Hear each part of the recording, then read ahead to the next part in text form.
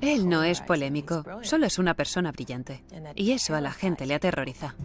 Es el epítome del sueño americano, pero también es la viva representación de la pesadilla americana. El señor Trump tiene que entender que el mundo no gira alrededor de su pene. Nunca antes había pensado, ese es el hombre que quiero que se postule para la presidencia, pero madre mía, ahora le adoro.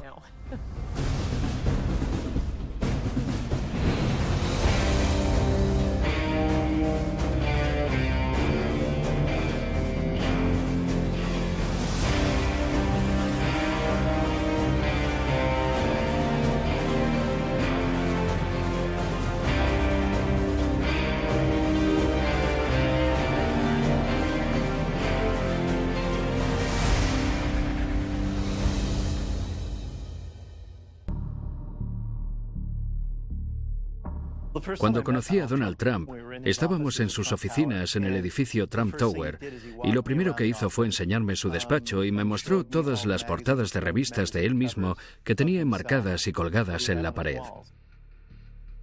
Debemos comprender que Donald Trump tiene una imagen muy cinemática de sí mismo. Lo que más le gusta hacer es sentarse en el sofá de su casa a ver películas y comer hamburguesas. Antes de meterse en el mercado inmobiliario, se planteó invertir en la industria cinematográfica. Me dijo que había pensado en mudarse a Hollywood para convertirse en productor de cine. Durante el tiempo que estuve con él no dejaba de hablar sobre películas o actores que le fascinaban. Un día me dijo que Clint Eastwood era la mayor estrella de cine de todos los tiempos. Y entonces me vino la imagen de Clint Eastwood apartándose el poncho por encima del hombro interpretando a El hombre sin nombre, paseando los dedos por encima de su revólver. Así es como Donald Trump se ve a sí mismo. Por eso, entrecierra los ojos. Creo que ha practicado la mirada de Clint Eastwood 1.000.000 de veces frente al espejo. Y se imagina a sí mismo llevando a cabo el rodaje de una película producida por Trump, dirigida por Trump y escrita por Trump. Se titularía La vida de Trump.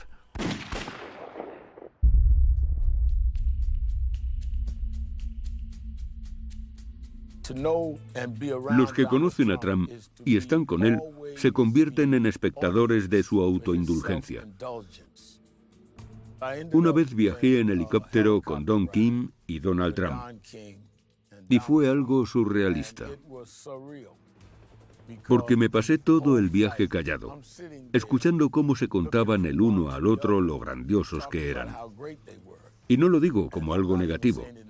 Simplemente estaban promocionándose. Ni siquiera escuchaban lo que decía el otro. Hablaban sin parar.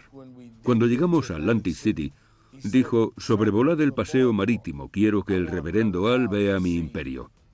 Y entonces me dijo: soy el dueño de ese hotel y de ese otro.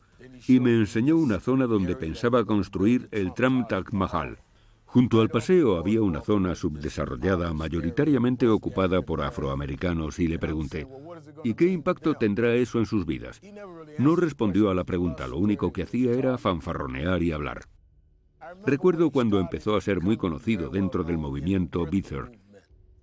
Él insistía en que Barack Obama había nacido en Kenia, con lo cual no estaba cualificado para ser presidente, porque según la Constitución, para serlo debe ser ciudadano estadounidense y haber nacido en el país.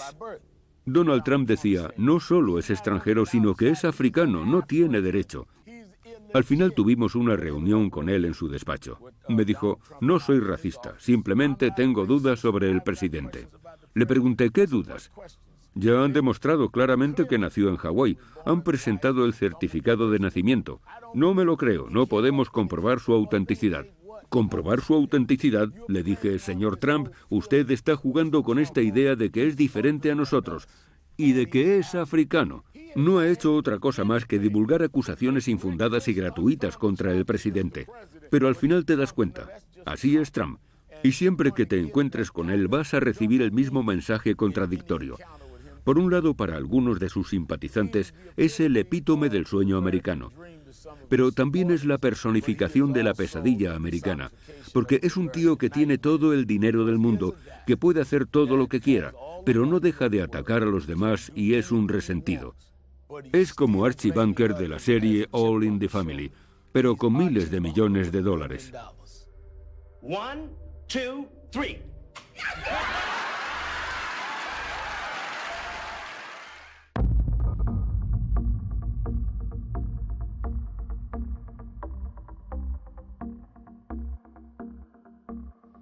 Le conocí porque en las clases de economía realizamos un caso de estudio sobre un libro llamado El arte de la negociación, uno de sus libros más vendidos. Y me dejó fascinada porque estaba lleno de códigos de tiempo. Era como repasar un día cualquiera en la vida de Donald Trump. Llamar a esta persona, llamar a esta otra, llamar a mi abogado. Se veía el funcionamiento interno de esta gran mente. Hablaba de cómo destruir a la competencia. Era tan provocativo. Él lo ve todo como una partida de ajedrez. Y yo soy una ávida jugadora de ajedrez. Mientras leía el libro no dejaba de pensar. Para él, todo es como una gran partida de ajedrez. Cuando oí hablar de The Apprentice, lo anunciaban como una entrevista de trabajo. Si tienes lo que hay que tener, si quieres vivir como yo, manda tu currículum para ser mi becaria. Y nos lanzamos de cabeza. ¿Quién no quiere ser multimillonario? ¿Quién no quiere vivir en el Trump Tower y tener un ejército de mayordomos a su disposición? Donald Trump es la mente más brillante del mundo en cuanto a marketing y técnicas de venta. No tiene rival. Ya era muy famoso, pero se ha acabado convirtiendo en una superestrella, como una estrella del rock.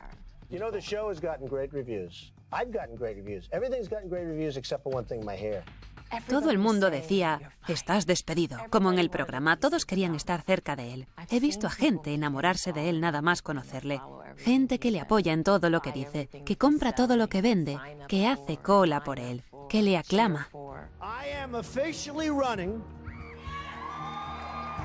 For President of the United States, and we are going to make our country great again. Sabe que mientras la gente esté entretenida, mientras se sienta cautivada, mientras se mantenga la intriga, van a seguir viéndole, le van a prestar atención. Conoce mejor sus ángulos, sabe qué frases usar para elevar los ánimos, para bajarlos un poco, para dar énfasis, para suavizar. Conoce a su público. Sabe lo que esperan de él y él sabe dárselo.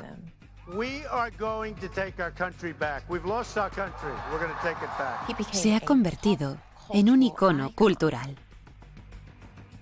Creo que se ha vuelto adicto. Cada vez quiere ser más famoso porque nunca es suficiente. Wow. Get those teleprompters out of here. We're going to have some fun, right?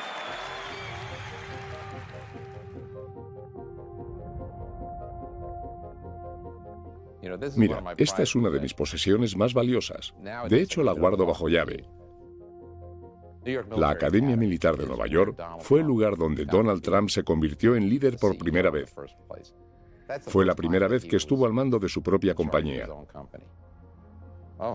En esta página aparezco justo al lado de Donald Trump. Si nos fijamos en esta fotografía del anuario, vemos que tiene una estrella a cada lado del cuello de la chaqueta. Eso es porque era un cadete condecorado. Donald Trump es un líder nato. Aprovechaba su sonrisa y encanto natural para llevarse bien con todo el mundo y parecía que caía muy bien a todos. Con 17 años ya tenía a 40 cadetes bajo su mando. Era mi capitán, así que le conocí bastante bien. Donald era un chico algo rebelde y necesitaba aprender a canalizar esa rebeldía. Siempre me pareció un hombre con un objetivo muy claro, incluso por aquel entonces. Conseguía que todos cooperáramos para hacer lo que él quería. El sistema de valores que seguíamos era nunca mentir, engañar o robar a otros cadetes. Punto. No es que fuese una regla, era un código de honor que llevábamos dentro. Uno de los cadetes robó a otro. Le robó un mechero de gasolina. Se lo dije a Donald Trump y él dejó bien claro a todos que no quería que nadie hiciese nada, que nadie tomase represalias contra él y todos le obedecimos. Donald le llevó a la oficina administrativa y expulsaron al cadete. Llevábamos una vida muy organizada. La corneta sonaba todos los días al alba. Teníamos que estar en formación 15 minutos después, listos para pasar revista. No podíamos ir a casa los fines de semana. Si teníamos suerte, nuestros padres venían a visitarnos el domingo y nos llevaban a comer fuera. Su madre y su padre venían a menudo. Eran estrictos pero cariñosos, especialmente su madre. Donald era muy conocido y muy querido. Se ganó el título de Casanova al final del año, y eso que ni siquiera había chicas en la escuela. He oído a Donald Trump decir que una de las mejores cosas que le han podido ocurrir en la vida es haber ido a NIMA, la Academia Militar de Nueva York. Los valores que asimilamos en ese entorno durante todo ese tiempo, sé que a Donald Trump le han marcado de por vida, al igual que a mí. El nudo de mi corbata es un doble Windsor. Es algo automático para nosotros. Es el nudo que hacíamos todos los días. Si Donald Trump lleva ahora mismo una corbata, la lleva con un doble Windsor. El Donald Trump que vemos hoy en la tele es el que ha sido siempre. No nos confundamos. Donald Trump proviene de una familia muy rica. No penséis en una familia rica cualquiera. Fred Trump amasó una fortuna de al menos $500 millones. La riqueza y las conexiones políticas de su padre fueron determinantes en el ascenso y éxito empresarial de Donald.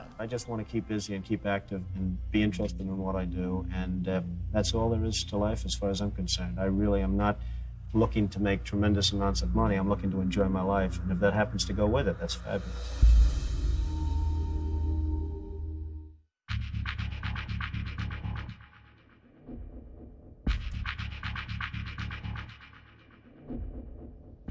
A lo largo de los años he tenido muchas reuniones con Donald Trump y durante esas conversaciones tenía la impresión de que él se veía a sí mismo como un forastero.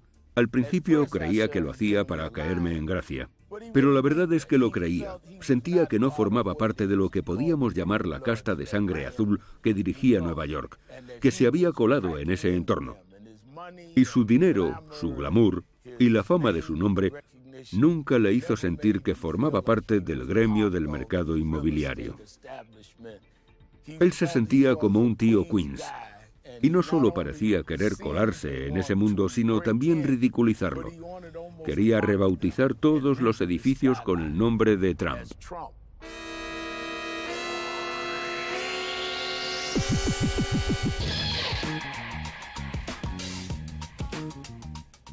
Donald Trump me llamó tocapelotas y estoy muy orgullosa de ello. Soy una auténtica neoyorquina, de los pies a la cabeza, nacida y criada aquí. Las décadas de los años 60 y 70 fueron unos años muy peligrosos, los peores años de la historia de Nueva York. Todos teníamos miedo de ser atracados. Si llevabas anillo de compromiso, le dabas la vuelta o te ponías un guante encima. Incendios, asesinatos, revueltas, violaciones. Donald Trump fue uno de los primeros en aprovecharse de Nueva York cuando estaba de capa caída, aunque de una forma positiva. When New York was almost broke and other builders were jumping ship, Trump took a chance on the old Commodore Hotel. Él entendió que Nueva York tenía problemas o que la cosa estaba a punto de cambiar y se lanzó de cabeza para aprovechar la oportunidad y hacer negocios. Entonces vino al West Side y se encontró con su propio Waterloo. Trump's flashiest project is still on the drawing board. He and architect Helmut Jahn want to build a giant complex of offices, apartments, and shops on a 13-block site along the Hudson River.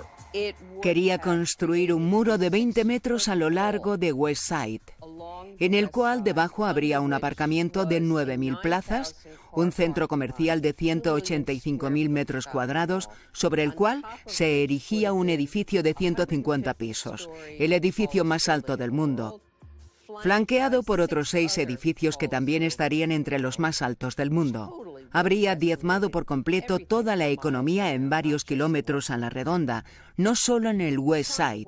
Trump era una figura muy influyente en esa época. Pidió al ayuntamiento que hiciese modificaciones en las leyes medioambientales y consiguió ponerlas en marcha. La idea de luchar contra Trump nació en la mesa de mi comedor, que es donde normalmente germinan las luchas populares. Organizábamos protestas, recogidas de firmas. Nos apoyaba Tony Randall, Paul Newman, Bill Moyers, Lauren Bacall. En un momento dado teníamos 7.000 miembros. No nos sentíamos intimidados por él ni anulados por su arrogancia.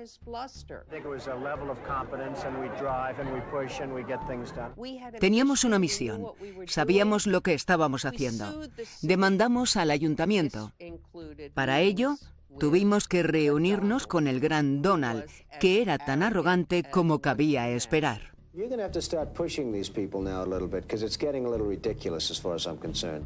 Trump aceptó nuestro diseño alternativo, que es lo que finalmente se construyó.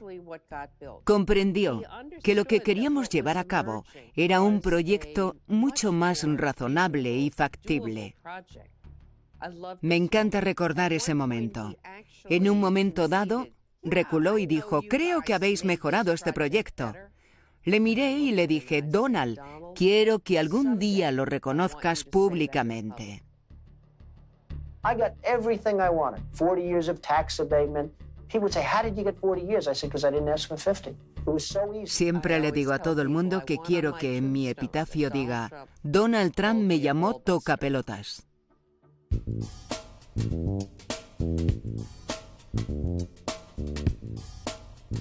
A los 21 me aceptaron en la Facultad de Medicina Cornell. Así que me asenté en Nueva York, en Manhattan, en 1967, en el llamado East Village. Sentía que el East Village era perfecto para un rebelde como yo, porque era una zona donde vivían muchos rebeldes, mucha gente que luchaba contra el Estado y la clase dirigente. Donald Trump quería construir en la zona de casas bajas del Soho una torre de apartamentos disfrazada de hotel para evitar las leyes urbanísticas, cuando en realidad iba a ser un edificio residencial, lo cual está prohibido. Creía que la gente del Soho éramos paletos y que podía aprovecharse de nosotros. Lo siento, Donald, si hay algún paleto aquí eres tú, porque no tenías ni idea de dónde te estabas metiendo.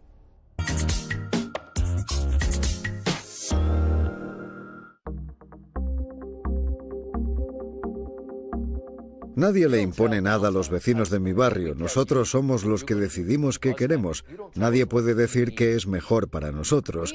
Inmediatamente pusimos una demanda contra la construcción. Sabíamos que iba a ser un edificio residencial, no un hotel. ¿Quién compra apartamentos a $20,000 el metro cuadrado cuando hay una demanda interpuesta? Nadie, y así fue. Después de un tiempo no había vendido ni uno. De hecho, se inició la ejecución hipotecaria y se subastaron. Así que nos salimos con la nuestra. Queríamos un hotel y eso fue lo que conseguimos. Donald Trump no consiguió lo que quería, se quedó sin su edificio residencial. Solo consiguió quedarse en bancarrota. Trump, haz lo correcto. Sigue las leyes, no eres mejor que nadie.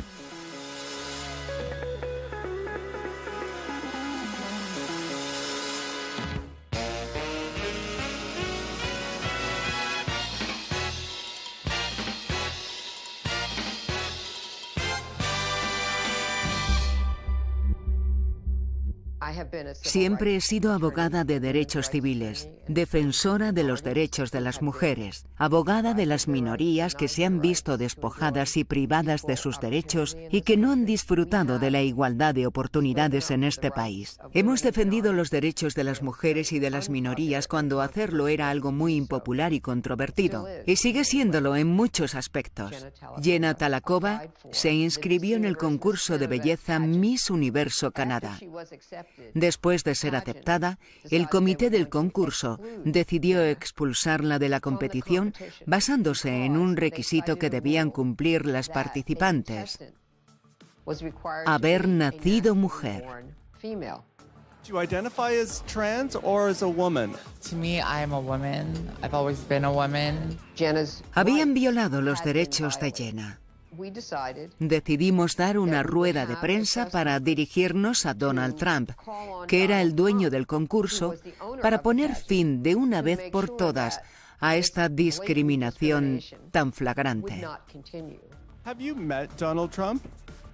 Not yet. Jenna tenía pasaporte canadiense, su carné de conducir y su certificado de nacimiento donde se indicaba que era una mujer. Y eso debería ser más que suficiente para el señor Trump.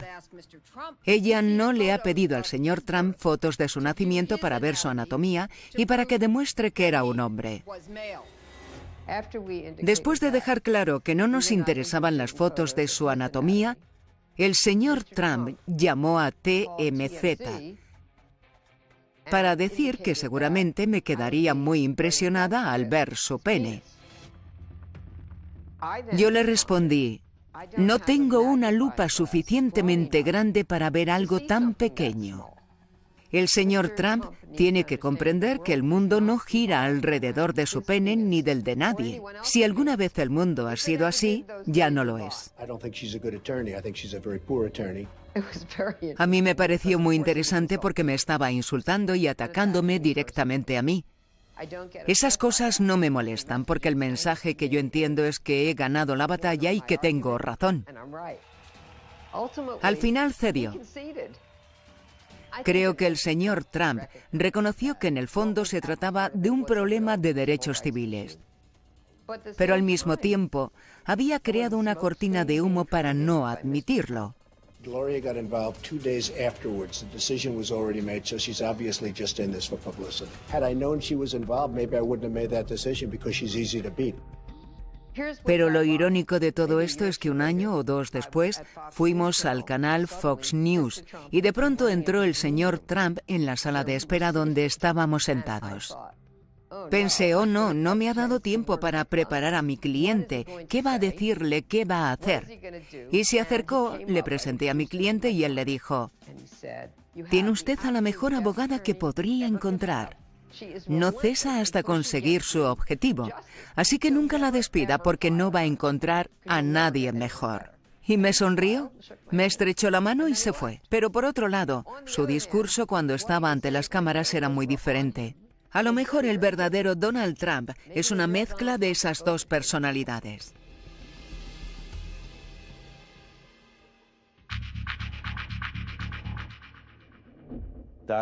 Donald Trump quería formar parte de la NFL y aprovechar un terreno muy bien cotizado que poseía en Manhattan. Donald pensó, a la NFL le vendría bien tener otro equipo en Nueva York, especialmente si jugase en Manhattan. La NFL no invitaba a Donald a entrar. La dirección de la NFL resistía sus esfuerzos de entrar en ese exclusivo club. En 1983 estaba a punto de inaugurarse una nueva liga de fútbol americano, la United States Football League. Donald tenía un juguete nuevo, un equipo de fútbol americano profesional. We now have strong ownership. The NFL, when it was most successful, had 6 teams. At its zenith, at its highest point, they had 6 teams. That's the number of teams that we should have. No hacía falta rebuscar mucho para darse cuenta de que tenía otros intereses, sus propios intereses. El objetivo de la USFL era jugar la liga durante la primavera, cuando era la única liga en funcionamiento, cuando no se juegan otros partidos de fútbol americano. Él irrumpió en la escena diciendo, si Dios quisiese que el fútbol se jugase en primavera, no habríamos inventado el béisbol. My attitude has always been the spring was a wasteland, and I came into this league on the basis and predicated on the fact that I thought the league would move to the fall, and they have. En los 80 solo había 3 cadenas y las 3 estaban ligadas a la NFL. La USFL había decidido trasladarse al otoño. Ninguna de las cadenas quería trabajar con ella. Los estadios no estaban disponibles, ya no les quedaba dinero. Según se calculó, habían perdido unos $200 millones.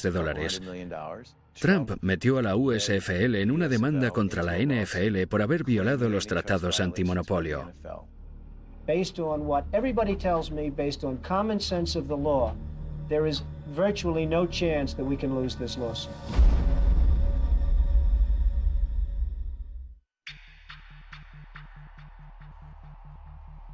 Sin duda la USFL ganó la batalla, pero perdió la guerra.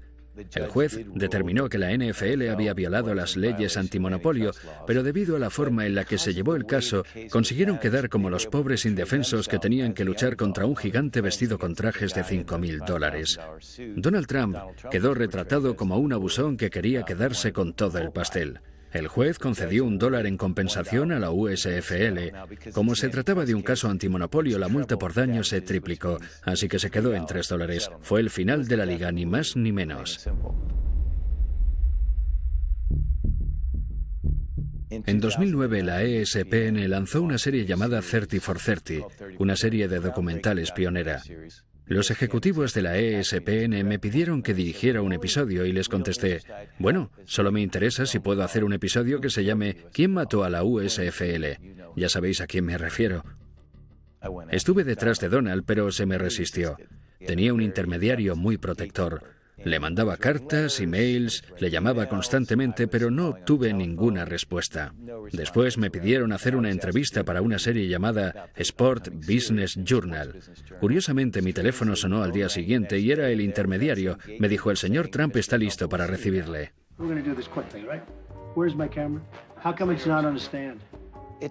Parecía que no quería estar ahí.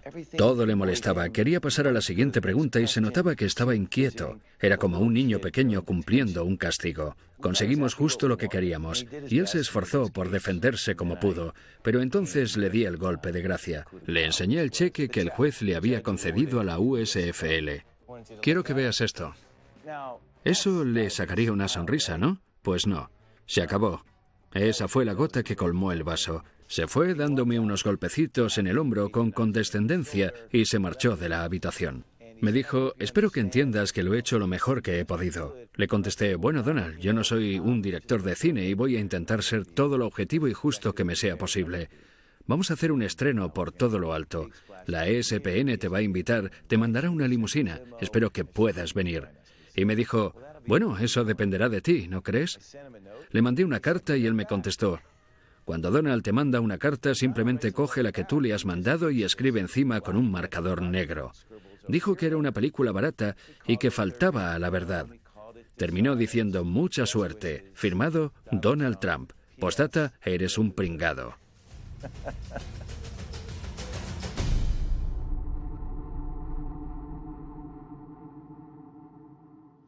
No iba a vivir en una vivienda de protección toda mi vida, y lo sabía porque mi madre nos permitía soñar, explorar y usar nuestra imaginación.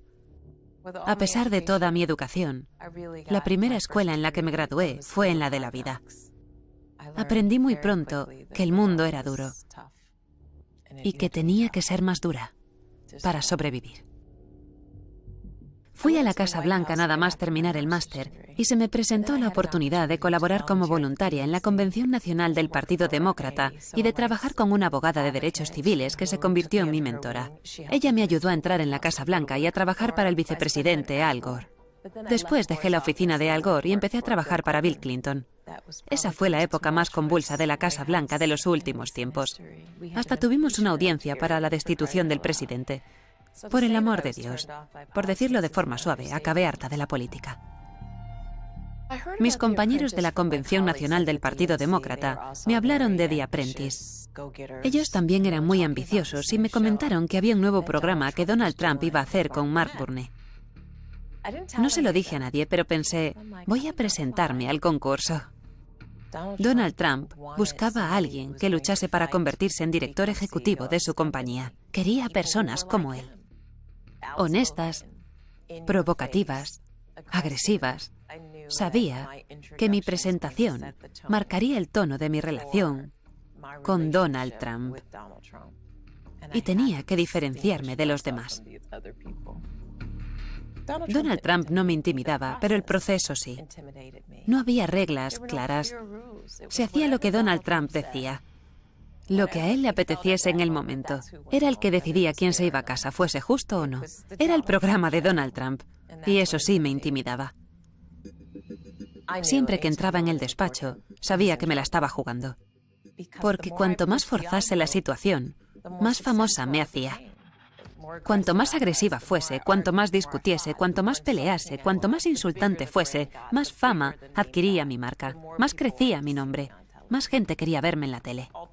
Finalmente me dijo esa terrible frase: «Estás despedida», con la mano así.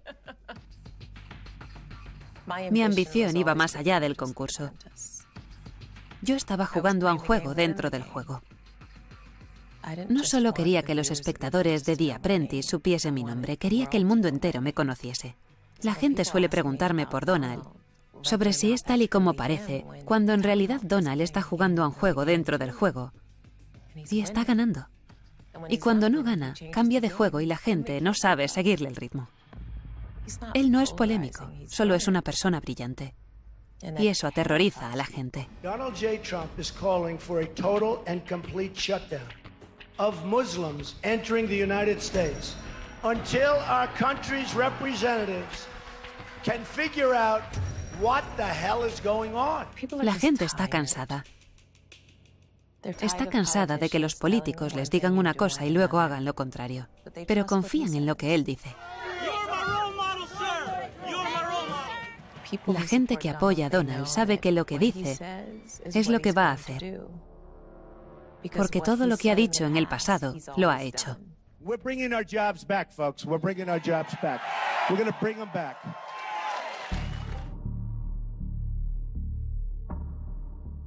Trump es la estrella de carne y hueso que estábamos esperando. Cuando veo a Donald Trump, veo muchas más cosas y a mucha gente le pasa lo mismo. Pero desde que empezó a postularse para la presidencia, le he visto desde un prisma completamente nuevo. No imaginaba que pudiese convertirse en un candidato serio hasta que dio el discurso de los violadores mexicanos. When Mexico sends its people, they're not sending their best. They're not sending you. They're not sending you. They're sending people that have lots of problems, and they're bringing those problems with us. They're bringing drugs, they're bringing crime, they're rapists, and some, I assume, are good people. Eso no formaba parte del discurso que llevaba preparado, eso le salió del corazón. Yo sabía que en cuanto un candidato empezase a anteponer los intereses de Estados Unidos a los de los extranjeros y a los de algunos plutócratas, ascendería meteóricamente en los sondeos. Llevo mucho tiempo rogándoles a los candidatos presidenciales republicanos, literalmente rogándoles, que incluyan el problema de la inmigración, y nunca me han hecho caso. De repente Trump vio una entrevista que me hizo Jorge Ramos e inmediatamente pidió que le llevasen una copia de mi libro Adiós América.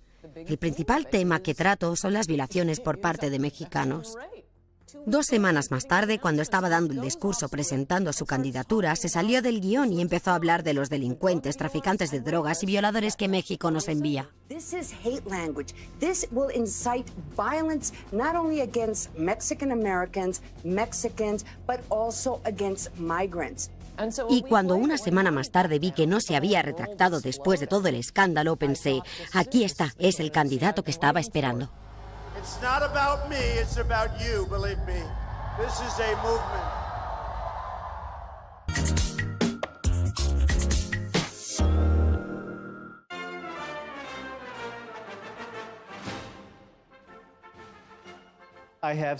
He pasado mucho tiempo con Donald Trump. Creo que cuando más estuve con él fue entre 2003 y 2005. Por aquel entonces cubrí un reportaje sobre él para New York Times y después estuve escribiendo el libro. Trump Nation habla de cómo el autobombo le da ventaja, a menudo a costa de mentir sobre sus logros reales, y de cómo estampar su nombre sobre todo tipo de objetos, desde vodka hasta colchones, pasando por ropa interior y rascacielos, es una señal de éxito. Este fue un momento muy interesante para mí. Tenía la oportunidad de escribir sobre una persona cuyo entramado empresarial era un auténtico desastre, pero que al mismo tiempo tenía una imagen pública gracias al programa The Apprentice, donde se mostraba como el dios del mundo empresarial. Hicimos muchos viajes cruzando el país a bordo de sus jets privados. Le encantan las patatas fritas, siempre tenía una gran bolsa cerca. Me llevó en su Ferrari rojo por Palm Beach y me pareció que no sabía conducirlo muy bien. Las marchas hacían mucho ruido cada vez que se paraba en un stop o que arrancaba. Le costaba mucho meter las marchas. Le encantaba que estuviese escribiendo un libro sobre él y creo que pensaba que lo íbamos a escribir juntos. Me sorprendió que estuviese dispuesto a cooperar. Pero después me dijo que si le criticaba en el libro, iría por mí personalmente y diría que soy un pirado y que soy escoria y toda esa letanía de insultos tan trillados que le gusta usar. Dan Rather's a loser. Rosie's basically a loser. He's obviously in love with Adolf Hitler in some form. Justo antes de publicar el libro, me pidió que le enviase la portada. Poco después de recibirla, me llamó y me dijo, «Me encanta, parezco Superman. Me encanta». Pero igualmente me demandó. Me demandó. Me puso una demanda por $5.000 millones que creo que es la mayor demanda interpuesta por difamación en la historia de Estados Unidos. Decía que le había hecho un daño irreparable a su reputación y a su solvencia para hacer negocios. Todo se basaba en 3 páginas del libro que se centraban en el valor de su red empresarial, y en ellas hablaba de que él contaba una historia totalmente descabellada y exagerada cuando decía cuánto dinero tenía. I don't want to sound braggadocious, but I'm the biggest developer in the city by far. Es falso, nunca ha sido el mayor constructor de Nueva York desde ningún punto de vista, ni teniendo en cuenta el valor de sus propiedades ni la cantidad de metros cuadrados que posee. Yo estaba dispuesto a llevar a juicio la veracidad de los hechos de mi libro. Creo que él pensaba que mi editorial se iba a echar atrás. Cuando superó el shock inicial de saber que íbamos a litigar con todas nuestras armas contra él, se dio cuenta de que, como me estaba demandando por supuestamente mentir sobre su riqueza, tendría que enseñarnos todos los recibos de sus impuestos y sus libros de cuentas, y evidentemente nunca los había hecho públicos. Durante el juicio presentamos un recuento del valor de su red empresarial elaborado por uno de sus bancos. Deutsche Bank había valorado su entramado empresarial en 2005 en unos 788 millones de dólares, y por aquel entonces se le iba diciendo que tenía una fortuna de entre 5.000 y 6.000 millones de dólares. Al final contratamos a uno de los mejores abogados de Estados Unidos. Este le preguntó a Donald cómo había estimado el valor de su red empresarial. Y la respuesta de Donald fue básicamente, bueno, depende de cómo me sienta. Depende de cómo me sienta cada día y, sobre todo, depende de cómo me vea a mí mismo. Le plantamos cara a Donald, le quitamos la máscara para mostrar cómo era en realidad y perdió. Creo que su autoestima y su identidad están demasiado envueltas en esta fantasía de ser un megamillonario. Y en el fondo es una persona tan insegura que si no se muestra como una de las personas que merecen estar entre los 100 o los 200 primeros de la lista Forbes, no es nadie. I look at people as being, in many cases, pretty vicious. And unless you're going to have a certain way, you're going to be eaten alive.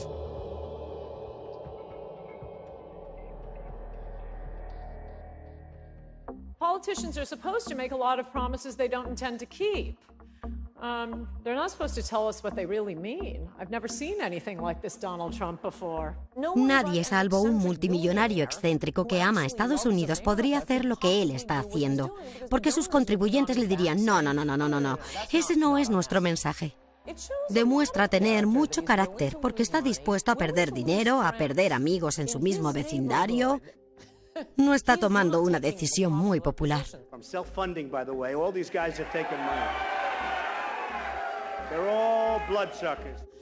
Nunca antes había pensado, ese es el hombre que quiero que se postule para la presidencia, pero madre mía, ahora le adoro.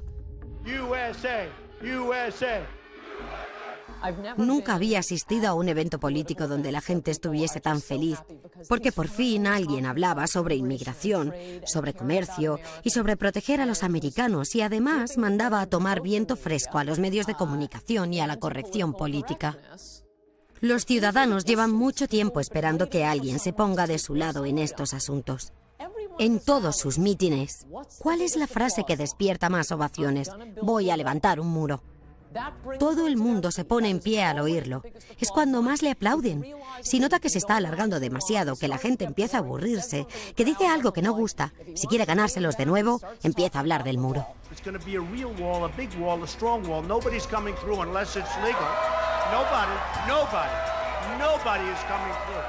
Y los medios de comunicación no quieren hablar de estos temas, simplemente dicen, ¿por qué gusta tanto? No lo entendemos. Pues hablad de los problemas reales. La candidatura de Donald Trump se basa en el colapso del sueño americano. Y no hablo del típico cliché, ni siquiera me refiero exclusivamente al aspecto económico. Tener un trabajo es importante, el respeto por uno mismo es importante. Preocuparnos por nuestra familia, por nuestra ciudad, por nuestro país, en lugar de preocuparnos por el resto del mundo. Es totalmente imperdonable que ningún partido defienda todo esto. Y Trump ha llegado diciendo, voy a poner a los Estados Unidos en primer lugar. ¿Esa es su idea revolucionaria?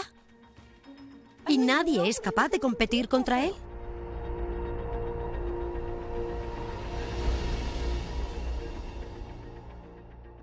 We view this as war. Don't we view this as war? It's war.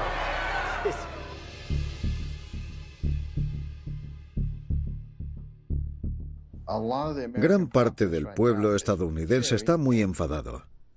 No dejan de mandar representantes a Washington para que cambien las cosas, pero nada cambia. Y la cosa va cada vez peor. Y a menos que alguien luche por ellos, nada va a cambiar.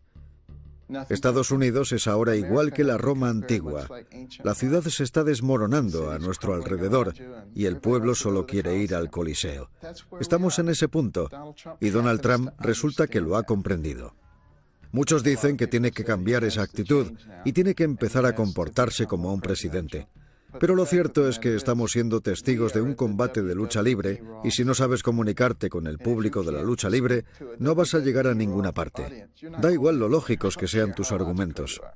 The world laughs at us. They won't be laughing if I'm president. Creo que el objetivo final de Donald Trump, cuando empezó a postularse para presidente, era desarrollar y afianzar influencias políticas y ganar más poder.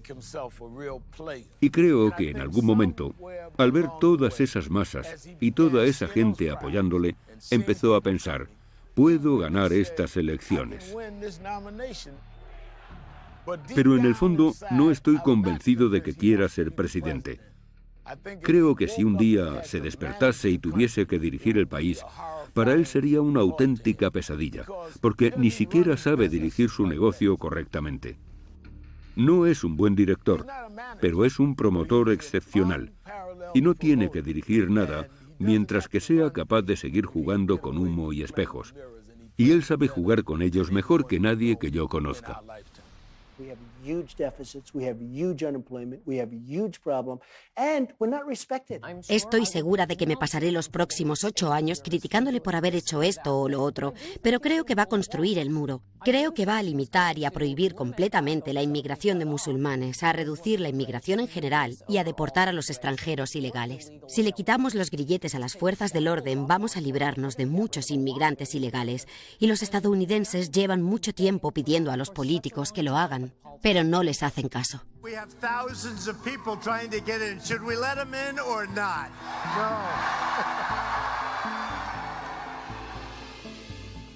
No me importa cuántas propiedades lleven su nombre. Dios le bendiga, que se haga todo lo rico que pueda. Pero las demás personas también tienen sus derechos. Cuando ataca a las minorías o a las mujeres a las que se les ha denegado sus derechos, da a entender muchas cosas sobre sí mismo. Sobre lo que está dispuesto a hacer, cómo está dispuesto a hacerlo y el tipo de persona que él cree que es. Puede que nos parezca divertido, pero debemos recordar que quien se siente en la Casa Blanca va a tomar decisiones cruciales para todos, y eso ya no es cosa de risa.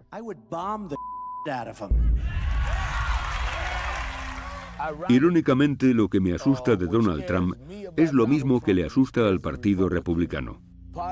¿Cómo volveremos a controlar todo esto? ¿Hasta cuándo va a durar? ¿Y hacia dónde nos lleva? Me recuerda a cuando de niño me llevaban a la montaña rusa de Coney Island porque no sabía dónde iba a terminar el viaje. Solamente rezaba para que terminase y que el vagón no se saliese de los raíles.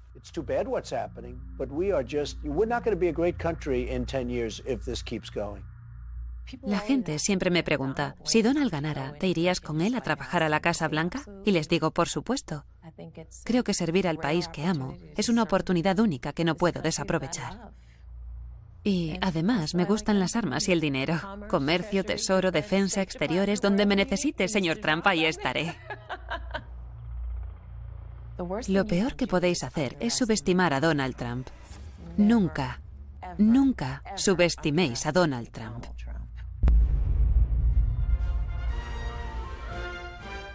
Creo que la Casa Blanca de Trump tendría unos 50 pisos de altura.